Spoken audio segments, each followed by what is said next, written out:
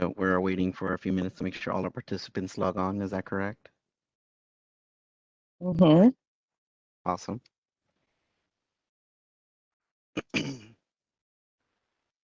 All right, cool. All right, well, good afternoon, everyone. My name is Carlos Hidalgo, and I'm here with my colleague, Tiffany Martin. We are part of the Los Angeles County Department of Consumer Business Affairs Dispute Resolution Program. We offer free mediation services um, to as alternative and settling disputes outside of the courthouse to all residents. We mediate a array of all walks of life. However, we don't mediate any family disputes or any criminal cases or any cases involving current restraining orders, active restraining orders. Towards the end of the video, we'll share how you can submit your own mediation request um, with that. Today's presentation is going to be as far as what you expect during your mediation session, what to expect in the day of your mediation session. So please note that your microphone is currently on mute. You may ask questions anytime during the presentation by submitting them through the chat located on the right side of the WebEx interface. At the conclusion of the presentation, we'll be answering your questions during our Q&A session. This is a virtual forum that's going to be recorded and will be available on our website along with other mediation resources. You can go along to our website at dcba.lacounty.gov and click on the mediation tab. At the conclusion of today's presentation, we would appreciate you completing a short survey to let us know how we're doing, and all the feedback is greatly welcome. And now I will hand it off to Tiffany. Thank you, Carlos. Hello, everybody. Thank you for joining the Department of Consumer and Business Affairs Dispute Resolution Program, or Mediation Unit, as we sometimes call it. In today's virtual forum, you'll be learning the various steps of a mediation process. If you have joined us in the past, we've already covered topics such as the benefits of mediation and managing conflict. Today, I wanted to share with you what happens once a mediation commences and the different steps that take place during the mediation proceedings. Let me first define what mediation is. Mediation is a structured dialogue between two or more parties with the help of a mediator. The goal of mediation is to resolve a dispute between the two parties. The mediator's role is to guide the parties towards their own resolution. The mediator will carry messages, offers, counteroffers, questions, and proposals between both sides to help the parties move closer to a resolution. As you may or may not know, mediation is initiated with our department by a party in a dispute. It doesn't matter who initiates, we will process it all the same. For example, it could be the plaintiff or the defendant in a small claims case. It could be a landlord or the tenant in a rental dispute, or a business owner or their customer. The party who decides to contact us for mediation services will either complete a request online or they will mail a paper request into our office. Paper requests can be downloaded from our website, or they can contact our office and we'll have one mailed out to them. Once we receive a mediation request, we contact the other party in a dispute to invite them to participate in mediation, because we already know one side wants to mediate, and that's the side who has already contacted us and initiated the mediation. Mediation requires both parties to willingly agree to participate in the mediation process, and this is why it is important for us to reach out to the other party once a mediation request is received. We need to first make sure the parties who are participating in mediation are the decision makers.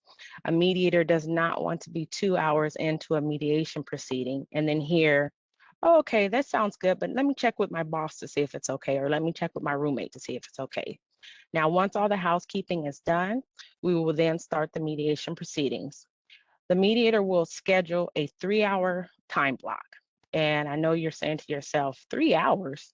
Well, the length of the mediation will take, this is the length of the mediation, the time length of the mediation it takes to resolve a matter. Some issues are more complex than others. Straightforward issues may be less than the 2 hours, and then some issues will take the full 3 hours. and may even require some additional days or time after the mediation session is completed. Now, we ask the parties to bring any paperwork. We want people to bring ideas, have an open mind when they come to the mediation session. Mediation is intended to be a one-time meeting with a conclusion at the completion of the mediation session. So that's why we want people ready to go and bring all the paperwork and pictures and whatnots that they want to share with the other party. Now I would like to discuss the types of mediation that we use. The types of mediation we use are face-to-face, video, telephone, and our department's online dispute resolution system, which I may refer to as ODR for short.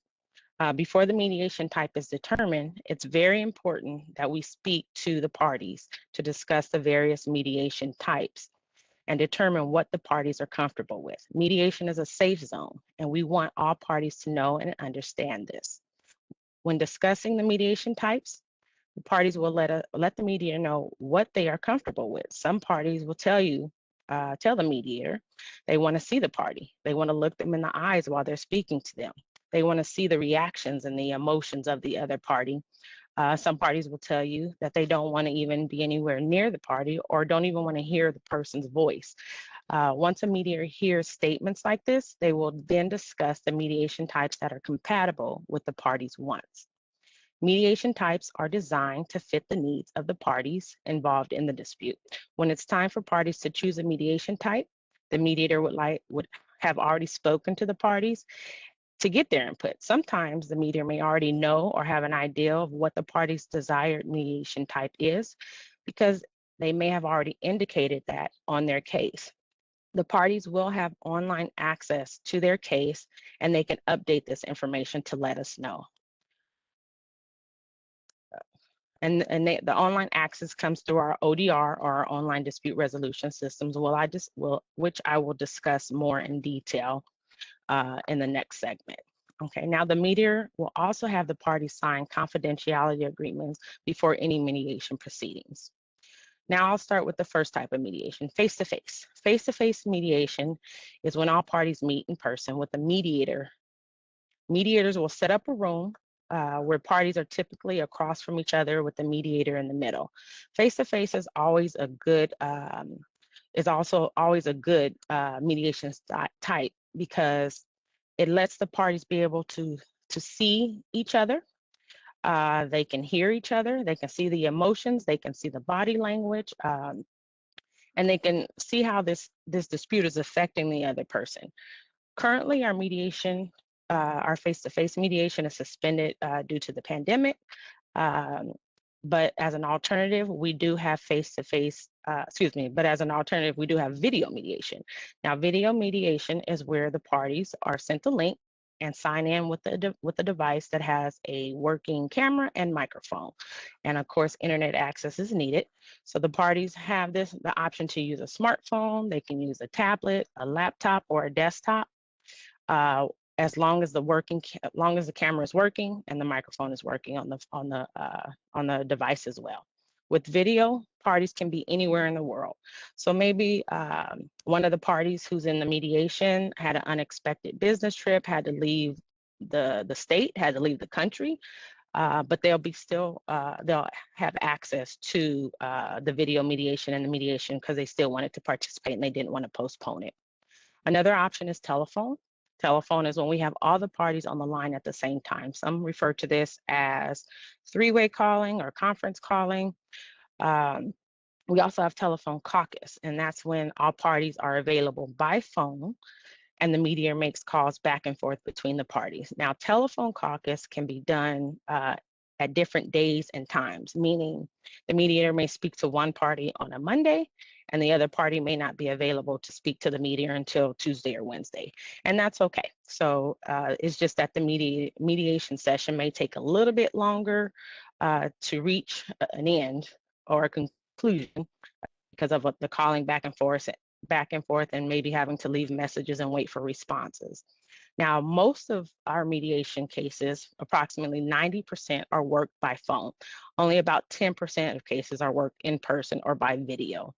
And this was the case even before the pandemic. So that's our most popular mediation type that we use. Now, we also have our ODR, which again stands for online dispute resolution. And that's our department's online system. This system will allow parties to do the entire mediation process online. This is especially good and convenient for people who have busy lifestyles. The ODR system allows for parties to chat privately with the mediator. ODR will also allow parties to communicate with each other. They can negotiate, they can ask questions, they can submit offers, they can submit counter offers to one another. Whenever there is any activity in ODR, an email will be sent to the party letting them know there's a message or something there that needs to be reviewed by them. Again, this mediation type is great for people with busy lifestyles because they can log in at any time during the week or the weekends. For example, I've had a mediation where the person was a surgeon and he just didn't have the time to come in and sit for 2 to 3 hours to try and discuss the issue. So he was seeing patients. He was in surgery quite often. So he would log in late at night and do what he needed to do. And then when I would get to work the next day, I would be able to see, what it is that that whatever he had responded to whatever he was responding to. There's also like small business owners who do everything for their business. They work the store, they do the accounting, and they don't have time to come down. So this lets them, once they have a little bit of downtime, whether it's a lunch hour they're taking or late at night when they're up in the bed, um, they can log in and do what they need to do through our online dispute resolution system. ODR is a user-friendly system that is available to all parties at any time.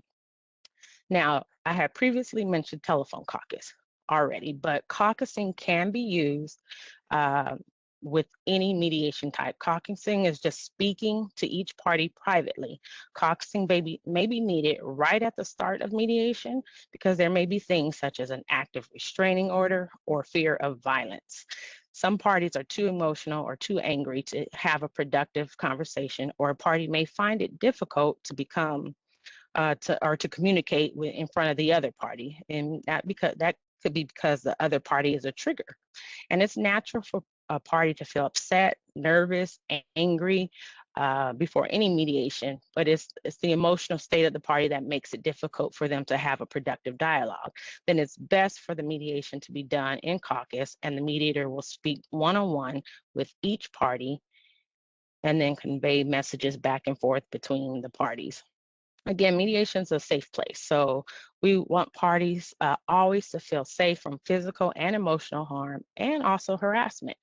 You can start a mediation in a joint session, but at any time through the mediation proceedings, the mediator may sense whether it be some hesitation from one of the parties, or the mediation may have gotten to the point of an impasse on a specific, and that specific issue needs to be addressed and needs a little bit more attention, or they may think or may see that one party is trying to intimidate the other. But either way, the mediator may choose to speak with each party privately at any time during the mediation proceedings. Everything said when the mediator and the party is in caucus is confidential, and the mediator will only share what the other party gives them permission to share. In face-to-face mediation, caucusing is simple as taking one party out of the room and putting them into another room. Or this can be done at the start of a face-to-face mediation, well, which would be caucusing, but we can set it up where they're at the very beginning in separate rooms. Now, depending on the mediation type, and this is depending on what what the parties are choosing. So the mediator does what the parties want. For video conferencing, the platform that we use, it allows for caucusing, so we can put the other party like on a hold status and speak to one party privately, and vice versa, and do it with the other party, and then we can bring the parties back together on our video conferencing platform, which is good and it's very convenient. Now, there are various ways to conduct mediation, and we use them all. It is based on the party's preference. Mediation, again, is a safe place where there's no yelling, over talking, or intimidation. Mediation levels mediation levels the playing fields for all the parties involved because we don't want one party to feel inferior to the other. Parties are also allowed to bring someone to the mediation session. Sometimes this helps the party to have some support or a voice of reason with them during the mediation proceedings. This could be a parent, a spouse, a best friend. It's their choice who they want to bring. The mediator will allow additional people into the mediation proceedings, but the other party will be made aware of this additional person prior to the mediation to make sure there are no objections from the other party. Now, the mediation style that our department uses is facilitation. And this is where a trained mediator works as a facilitator. This style of mediation encourages parties to communicate with each other and to discuss in detail the matter that brought them to mediation. The mediator will help enhance the communication between the parties and encourage the parties to speak to each other. In facilitation mediation, the mediator should not be doing most of the talking and will encourage the parties to speak to each other. Also, the mediator will not make recommendations to the parties. The mediator will never say who is right or wrong, because the mediator will never give any type of legal advice to the parties. Mediators will remain impartial and neutral throughout the mediation proceedings. The benefits of facilitative mediation is that it allows for parties to come together and create their own resolution. And when parties create their own resolution, the parties are more likely to adhere to the agreement that they created. The mediator is not in charge of the outcome, but oversees the mediation process to make sure it is moving in the right direction, and progress is being made. Now, at the commencement of the mediation, the mediator will give an opening statement. The mediator has an ethical duty to describe the mediation process and the role of the mediator. The mediator will advise the parties that mediation is consensual, that the mediator is an impartial facilitator without authority to impose a resolution, and that communications made during the mediation proceedings is confidential. Additionally, a mediator will outline the mechanics of the process and set ground rules for discussions, things such as no yelling, let the party speak, let the party finish their statement so parties have uninterrupted time to give their side of the story. Remember, we are trying to create that safe place for the parties. A mediator will also let parties know if they have quirky habits such as head nodding while listening or speaking with their hands, or they will occasionally be looking down to write some notes, but they are still listening. Head nodding can be taken as a mediator is agreeing with one side, and the mediator doesn't want that. The mediator wants to ensure the parties that always keep the parties and let them know that they're impartial and that their behavior is, they don't want the behavior to be taken as uncaring or agreeing with one side. So the party, excuse me, this could, excuse me. So the mediator will let the party know that of these little quirky habits that they may have, just to ensure the party that there's no side taking in the mediation session. Okay. Finally, the mediator allows for one of the parties, usually the party who requested the mediation, to commence the mediation with their own opening statement, followed by the opening statement of the other party. The party's opening statement should be a summarization of their issue. The mediator will reinstate each party's opening statement back to the parties to make sure that they heard what the party was saying. The mediator will also extract information from these opening statements. This is the information that's led them or caused this issue that brought them to the mediation. The information extracted will be discussed further in length later in the mediation session. Now, once opening statements are given, parties will allow the mediator to help them create or set the agenda for the mediation proceedings. Setting the agenda can be done by using the information that the mediator extracted from the opening statements.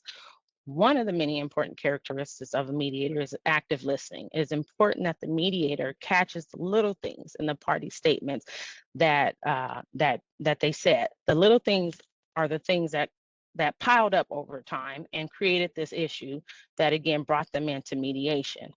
The mediator will also ask questions to identify issues that parties would like to discuss during the mediation proceedings. When setting the agenda, the mediator will help parties prioritize the issues to be discussed. And now that the agenda, now the agenda can change along the way.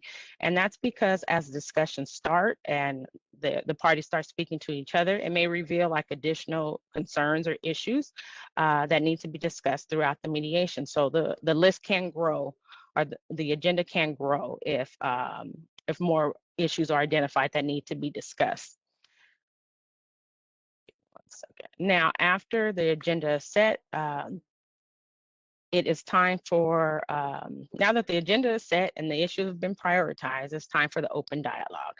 Now, open dialogue, this is the part of the mediation where we like to say the magic happens. The parties will uh, start to communicate. They will be doing most of the speaking. The mediator will occasionally be asking questions, open-ended questions, so that way the parties are giving a good detail or good information when answering the question. They do this to clarify issues and to promote communication between the parties. The parties will be able to ask questions to each other as well. So the mediator will encourage the parties to look at each other and speak to each other and not speak to directly to the mediator, because we're trying to get them engaged with each other. The mediator helps with communications also by neutralizing statements, by validating the parties' emotions, and by validating their points of view. Neutralizing statements can be something as simple as changing a single word in a statement that someone may see as negative. For example, one of the parties could call out or yell out, "He's a liar," or something to that effect.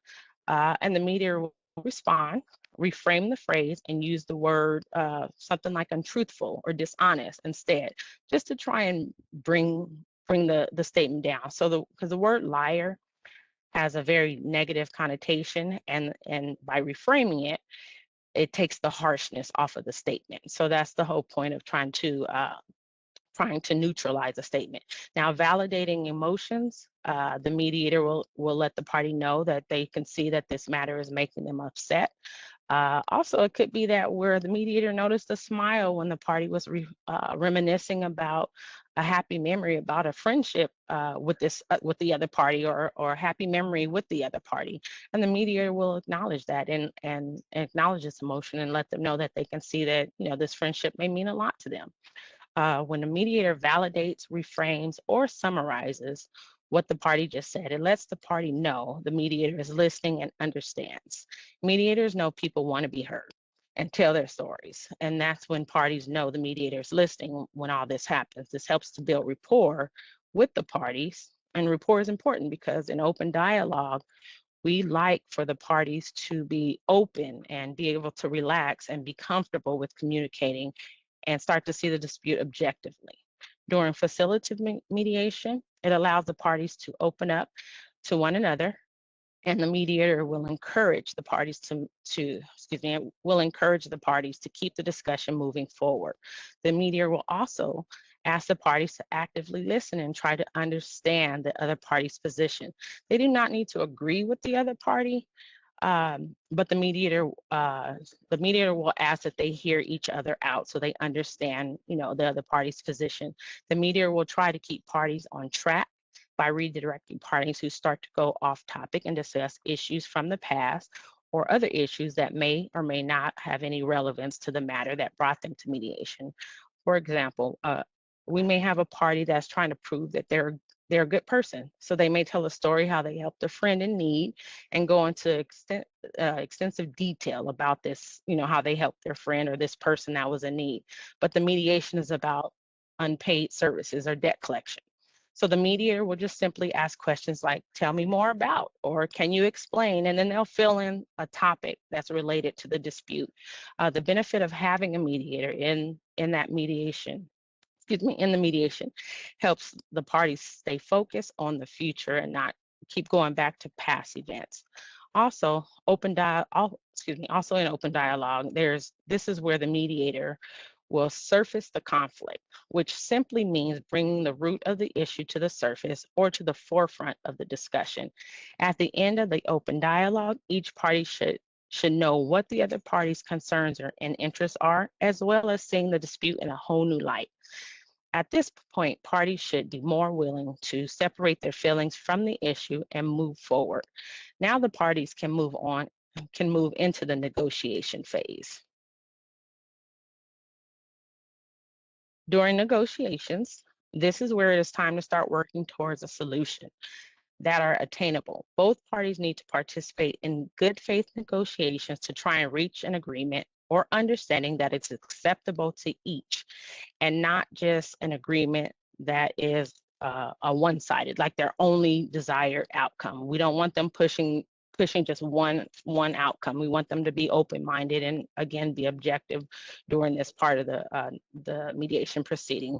Cases that settle, they typically do not get 100% of what they want, and they were don't typically get 100% of what they were asking for. And not all mediations are about money. They may start off as wanting money, but sometimes the other party may just be looking for an apology. And then once the apology is given, this matter is settled.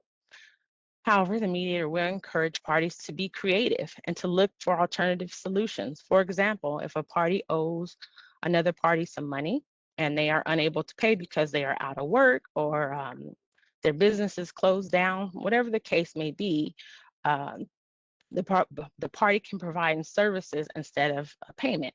For example, a party who owes money may have a profession in painting, and his specialty is painting homes, and he can offer to paint the interior or the exterior of a home in exchange for the settlement.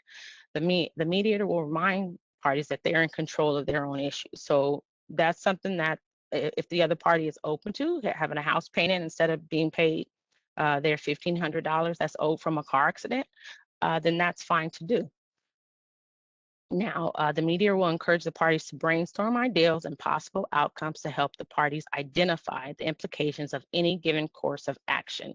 During negotiations, the mediator may need to do a reality check, meaning have the party determine whether or not what they want is attainable and can realistically meet their needs. It is best to give a reality check while in caucus. For example, if one party is now threatening to sue another party, then the mediator will address this by asking questions about going to court to let a judge decide, or what does it look like if this party has to go to court. Now, we're trying to make the party think outside their box and really consider what going to court means for them. The mediator will help parties analyze the best and worst case outcomes if an agreement is not reached. For example, we may ask, what's the best case scenario if a party walks out of this mediation today and goes to court? And what's the worst case scenario if this party walks out of this mediation and goes to court? The mediator will help the parties compare their responses to what is currently on the table. Then an alternative solution can be discussed at that time. Not all parties will walk away from mediation with an agreement, but they will walk away with a better understanding of the dispute and the other party's point of views. Now we're going to talk about the ending of a mediation. The mediation proceedings will end in one of four ways: fully resolved, partially resolved, and unresolved. With fully resolved mediations, the parties can request an agreement to be put in writing, or they can have a verbal agreement. And remember, this is the parties' mediation agreement, and they can do what they want, and they have control over if the agreement is going to be in writing or if it will be verbal. The same for partially settled matters. The parties may have reached an agreement on 5 of the things, but the 6th remains unresolved. The mediator will determine if more mediation proceedings are necessary, or if the mediation should be closed out as partially resolved. Sometimes there's an impasse that either party is not willing to budge. If needed, the mediator will reschedule a second mediation session. This typically doesn't happen, but one of the parties may have an emergency and may need to leave before the mediation is complete, or there may be one small matter that needs to be addressed where there was already some progress made on that topic, the mediator may choose an alternative method, uh, a method type, excuse me, alternative mediation type, such as telephone caucus, or over our chat, continue communicating with the parties regarding this mediation, regarding the dispute. It may not be necessary to meet again in person if there's one small matter that still needs attention or if mediation was almost at the end. Mediation proceedings can take anywhere from 2 to 3 hours, depending on the issue. And sometimes parties are not up to coming back down to our office, especially in downtown LA and where it's hard to find parking. So they don't want to come back for another mediation session. So the mediator will suggest alternative mediation types at that time. Now, unresolved mediation just means that after open dialogue, after negotiations, the parties could not reach an agreement.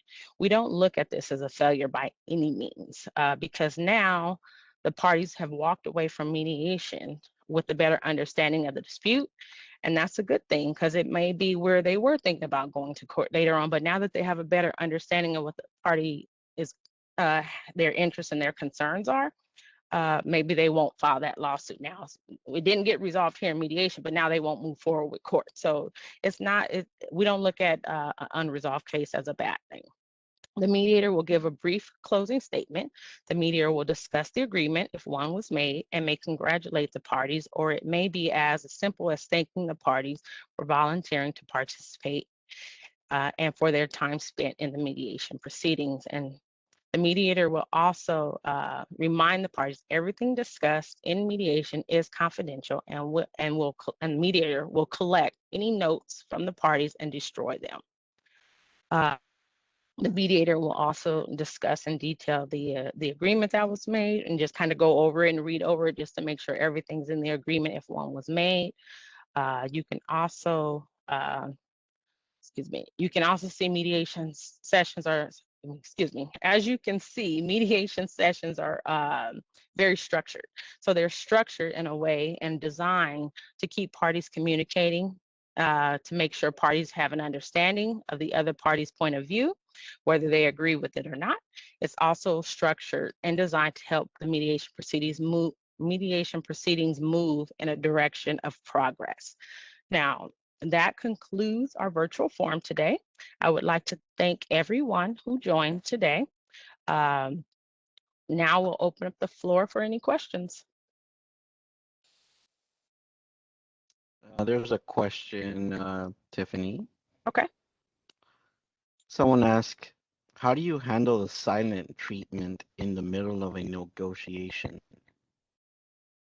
Well, prior to us getting to the point of where we're in a mediation proceeding, we would have talked to the party. So and hopefully that party would have let us know beforehand whether the silent treatment is because they're uncomfortable speaking in front of that person, or they're just angry and just don't want to talk to that person. That's why we try to make the mediation type one that's compatible with what emotions they're feeling or going through. Um, Now, if we get into mediation, let's say that we had no clue, the party didn't indicate that they were going to do a silent treatment, then that's when we would probably most likely call a caucus at that point, so we can speak privately to that party to see what's going on, to try and get to the bottom of their silent treatment. If the silent treatment is, if they're just now like, I'm done, I don't want to do it, then we could end the mediation session. That could be 15 minutes into it. We'll end the mediation session at that point. Right, right. I was gonna say that too, can concur with that as well.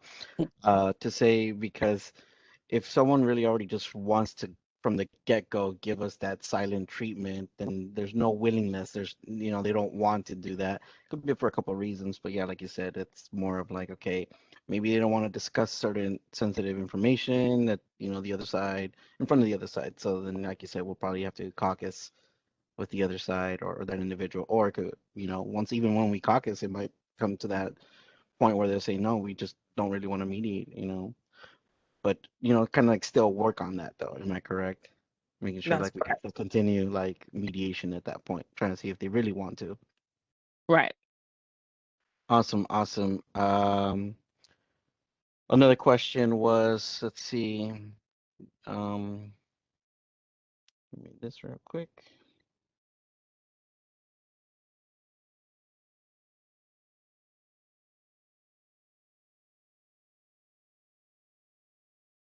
Just had that real quick. Sorry about that. Can I select my mediator? And the Um, answer would be no. No, kind of, because right, we're no cost mediation services compared to a paid mediator. So that's the difference. So for us, and it's you can always, if you've worked with our department before and you had a mediator on a specific case, you can always try to request them, but it kind of depends on our caseloads. So if, the mediator that you're trying to request has 40 open cases and someone else is down to 15, then most likely um, you'll go to a different mediator at that time. right, right. The next question is, how soon can we schedule a mediation? So the first step would be to request mediation from our department. And then once we get in touch with the other party and the party agrees, then that's when the scheduling of the mediation. Now, getting in touch with the second party, it could be depending on what contact information you provided for that other party, because we email out the invitation packet right off the bat. So with emailing it, we may get a response the same day. With if there's no email address and it's only being mailed out, we may not get a, especially with the big corporations, we may not get a response for 2 or 3 weeks. So it just depends on how fast we get a response from the other party, and then we'll go ahead and once we do, then we'll go ahead and get a mediation session scheduled for you all. Next question is, do we have Spanish mediators? And then how do Yes. we handle mediations with Spanish speakers? So, an example, myself, I'm Spanish, so yo, hasta voy a hablar yo ahorita en español para introducirme yo hoy. Mi nombre es Carlos Hidalgo. En esta tarde aquí estoy con el Departamento del Consumidor para Servicios, para consumidores y negocios, en esta ocasión, para enseñarle de que este servicio está disponible para todos los residentes en el condado de Los Ángeles. So that's just to show that I can have mediation in Spanish, introducing myself. And how we handle that is really not that much any different from handling in English, with regards to that. There may be sometimes an interpretation, maybe there as far as certain words. So it all depends on the culture. Sometimes that may be the little challenges at times, but as far as having the mediation session itself, the processes is still the same how Tiffany explained regarding that. We would either talk individually, caucus, or we talk it jointly or over the phone. So nothing really changes with having any difference in languages. And in addition, if there is a language that, an example, I have now done mediation sessions in Mandarin and Chinese. Um, we still have the assistance of having an interpreter assist us with that process. So the process always remains the same in mediation, and with the assistance of an interpreter. So with going with that question is having with how do we handle mediations with any other language really doesn't really change at all. We would always find a way still to assist anybody in LA County with whatever language is out there. I have another question here. It says, how long does it usually take between filing a request for mediation and setting the time for a session?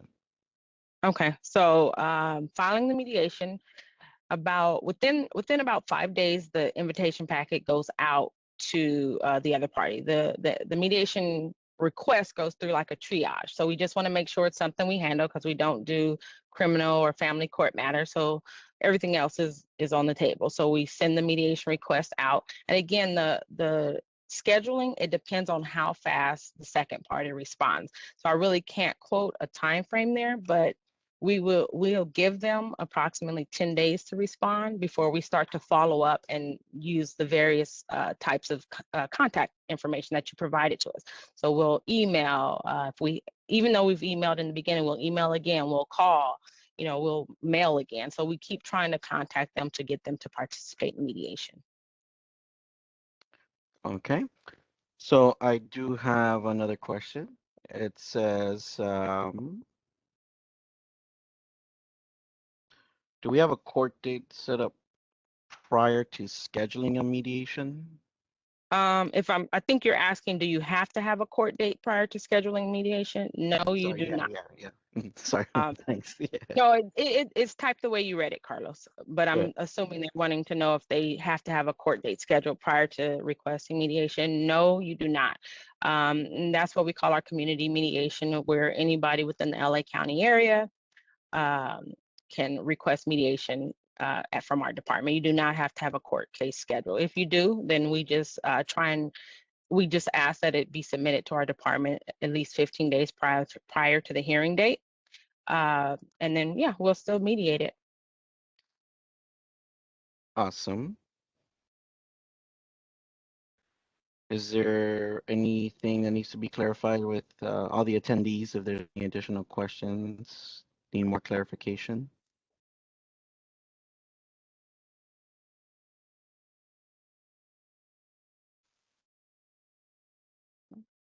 Let's Any see. additional questions? Let me see. I'm gonna scroll back up just to make sure. Okay.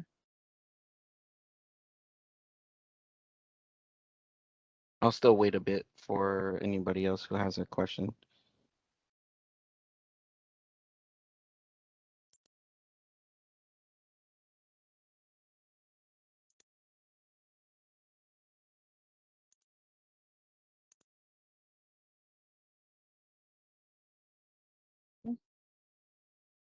Let's see.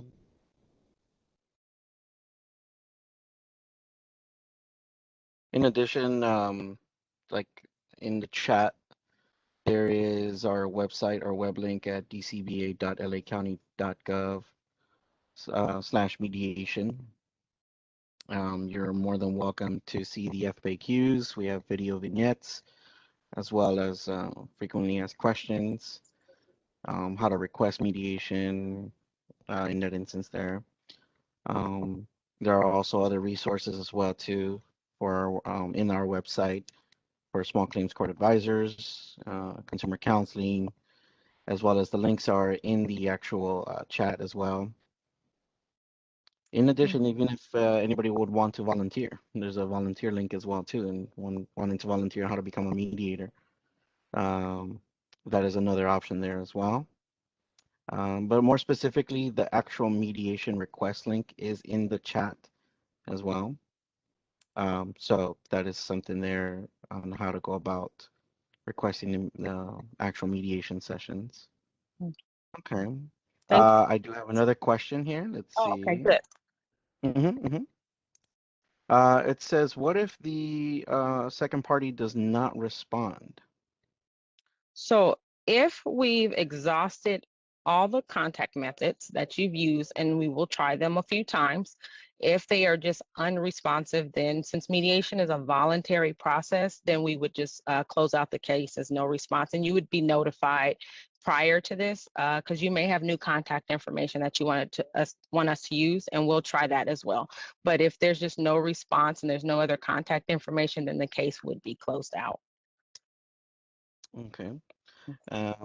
There's another question as well now. It says, so is this also for landlord-tenant disputes? So can mediation be used for landlord-tenant disputes? Absolutely. Landlord tenant disputes are our bread and butter here. So that's the majority of our cases. So yeah, there's nothing that's too small or too big. Whether it's a security deposit with a landlord and he took an extra $25 and you want that $25 back, you can contact us for mediation. Whether it's a deposit for $10,000, we'll mediate it. So yeah, definitely contact us for landlord tenant disputes as well. Yeah, so kind of going back a little bit to where in the introduction, most of all our mediation requests, the ones that we don't take are family law, practically any like child custody, divorces, kind of that set for mediation, those types of mediation we do not take. Criminal, we don't do criminal at all, or any active restraining orders that are out there. We don't mediate those. So practically anything that wasn't covered in those three areas, we practically will take. So like we'll say neighbor to neighbor, landlord tenant, You know, those are the usual, like Tiffany said, those are our common bread and butter disputes that we will normally get. And the other part about it is too, even if a matter is, let's say you have the dispute with your neighbor, we resolve it now at the moment, and then a year later you have another dispute with that same neighbor. There's nothing ever saying that you can never refile a dispute. You know, we will retake that dispute no matter what, because whatever happened in that situation for the first case may be totally different something from the next case. So that's why you're more than welcome to resubmit a new mediation request regarding that. An example, I have now had, I think, two mediation requests from the same landlord-tenant dispute in that instance there. So it's to say it can be resolved in a couple months, and then next thing you know, a couple months later down the line, they're back at it again. So that is not to say that we won't take it. We will take that. So let's see, anything else? Um, Looks like that's it. there is one here. Let's see. How is the issue of the end of the moratorium between landlord-tenant dispute will be handled? Well, mediation is about what the parties can agree on. So there may be laws out there, moratoriums out there, and mediators don't specialize in any of that. Now, if the parties want to bring that information in and let the mediator know to communicate that to the other side, we'll do so. But we don't work based off of the law. We work and encourage the parties to create their own agreement uh, outside of the law if they want to. They can, the parties can agree to what the moratorium says, or they can agree with what they want to put together. So the parties are in control of that. Okay. There was one more. Okay. Do you know any of organization that does the same service for Ventura County? I'm not sure, but what I will tell you is the state of California's Department of Consumer Affairs, they do have a list of certified mediation services, so you can always check, and they have it listed by county within California. So you can check that website to see if there's services out your way in Ventura County. Okay. So other than that, if you're a tenant or property owner, there is a link on there to say, you could contact our rent stabilization unit counselors. The number is there. It's at 833-223-7368. Or you can visit the website at rent@dcba.lacounty.gov, which that also can assist anybody out there with any landlord-tenant disputes, concerns, questions that they may have, and that unit will be gladly able to assist on that. Overall, I don't see any more questions, so I want to say this concludes our broadcast day for today. I want to say thank you everyone who attended. Again, my name is Carlos Hidalgo. I'm a mediator here with LA County Consumer Business Affairs Office. And my partner, my colleague are here, the awesome, great Tiffany Martin. Thank you guys. Thank you very much. You have a lovely day. Thank you. Bye.